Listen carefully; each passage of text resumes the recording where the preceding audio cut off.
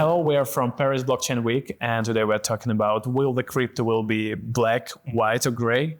It's your choice. Your company is approved by the Swiss authorities right now, financial authorities. I mean, do you see the impact on your business by getting this approval to be compliant with the regulations right now? We are a company in Swiss, in Zug, and I think one of the big narratives that is coming up will be institutional capital coming into the crypto space. We see it now with the ETFs. And so it's very important to be aligned and compliant with what these clients need to go further into the space. And so having the correct alignment with the regulations, with the governments, is very important to attract this capital. And I think that retail is always a very interesting consumer segment, but the big driver of the growth in the crypto space will be institutional capital. What do you think about this? Would it be just a marketing driver or also security protection, I would say, for any other startups? I mean, it can be a magnet for liquidity, for retail liquidity as well. Like in most of the developed countries, people trust their governments. And when they see that something has the label of government approved, they, with more chances, they're gonna put their money into that protocol. So in our case also is having regulators and as clients and as partners is also type of validation of us, and it opens new doors to working with big brands in the industry. So we also go into this direction. Talking about this situation, so we will enter in this world and we have mandatory regulations, and back in time we didn't have it. Do you see that there will be much difference in approach?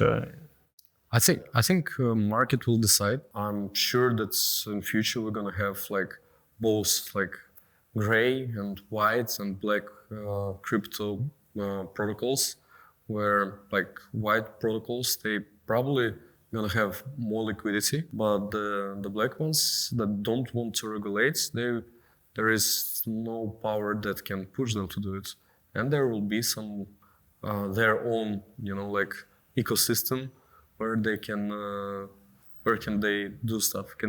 Like a darknet, you mean? Maybe even there are privacy geeks who doesn't want to, that they have their mindset that we don't want anybody to know or how much money I have and so on. And they have to. It's okay to have this right.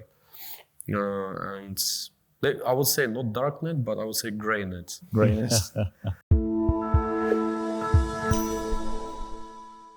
And from your experience as well, do you think that I don't know what would be the percentage of these people that privacy geeks that I don't want to pass the KYC? It's not the thing that I wanted. I think it's depending on also what the governments are doing and how do they regulate. Because we saw in the last year now the tension in the world is growing, that their governments also try to go much more into the personal space. The more they do it, the more people will care about the privacy. The less they do it, the less people care about it. So I think it's a mix between having safety, security, what is the risk that you're taking, while also what is the freedom that you're getting from it. And that will be dynamic. It will be several markets in parallel. And depending on how the world plays out, we will see the one or the other growing. Yeah, I want to add that the biggest power in the channel that the government has is fiat on ramp of ramp. Yeah. And for some of the privacy geeks, they don't care about it. So they will continue building privacy protocols and privacy DeFi instruments. What do you think if you have newcomers privacy geeks, for example, that have some fiat monies right now and they want to go in the protocols? Basically, if you want to convert fiat into the Web3 money, you need to go with the KYC to be fully white, I think.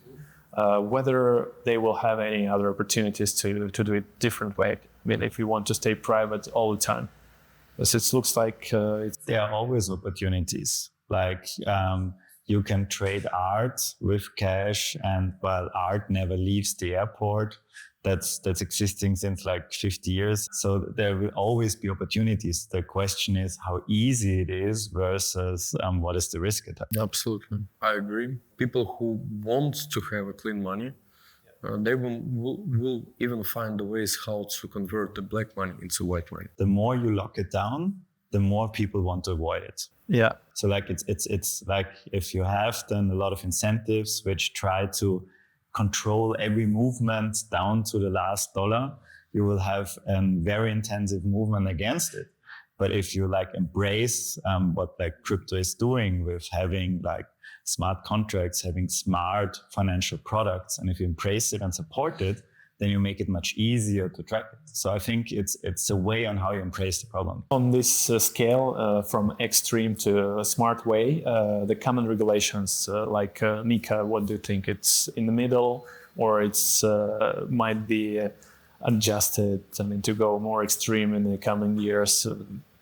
What are your expectations of application? I'd say. I think it's always good to have a standard. The better you have a standard, the more people can build and grow on it. If there is no standard and everybody makes their own thing, it's very tough to work together. So I think that for the world, regulation is important also to move more traditional funds and assets into the crypto space. I think it's a good start. But we will see, because like MiCA is the general European framework, and now it's depending how the countries will actually put it into local laws. And will it be then 14 different laws? Will it be one really good one? Is one pushing forward and the other follow? We have to see. Talking about different jurisdictions, for example, your clients working in global, I would say, are they trying to be different in Europe, different in Middle East, different in the United States, or it's homogeneous? I mean, they just want to be compliance with the worst case scenarios? I would say like the general direction is more or less the same for every regulation. It's just someone is a little bit ahead, someone is a little bit behind. So for example, we're working with Emirates regulation, and they're already thinking how to license exchanges, not only in terms of the like ML compliance, but also in terms of what assets are traded at this exchange, and that exchange should provide like financial reports on, and exchange should disclose how the margin is worked in on their exchange, and a lot of other things that will make exchange life more difficult in terms of making money from retail. And I think it's like what MiCA is doing is like just the first step and the first standard, and it's a lot of more work to do. Yeah, regarding your company, for example, you're based in Switzerland. Do you believe that you can expand to even for going to United States market, which is unpredictable sometimes? What is your strategy? I think that it's very important to understand where things are heading and what is their intention behind. Like a lot of them, they go with the intention of trying to protect the citizens. What does it mean? In what direction did they go? What did they do in the past? And we know that currently in the US, it's very unpredictable. So it has the feeling sometimes it's rather random on what they're doing, which makes it very challenging. But still, they have laws in place which are there since decades.